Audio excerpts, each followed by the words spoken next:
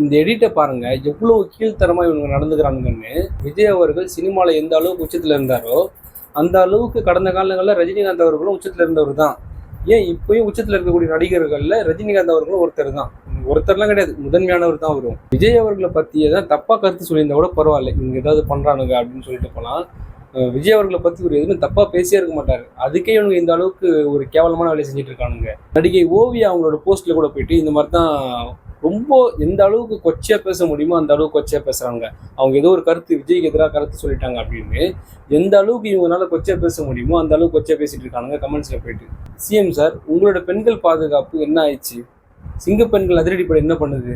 CM sir, உங்களுக்கு எதிராக ஒரு கருத்து வச்சாவோ இல்லை உங்களுக்கு எதிராக விமர்சனம் பண்ணாவோ உங்களோட ஃபேன்ஸ் வந்து கமெண்ட்ஸில் பண்ணுற அபியூஸ்க்கு எதிராக நீங்கள் என்ன நடவடிக்கை எடுக்க போகிறீங்க? ஆட்சிக்கு வரத்துக்கு முன்னாடி தான் உங்கள் ஃபேன்ஸ் என்ன பண்ணாலும் கண்டுக்க மாட்டீங்க. இப்போ ஆட்சிக்கும் வந்திருக்கீங்க, அதிகாரத்தில் இருக்கீங்க.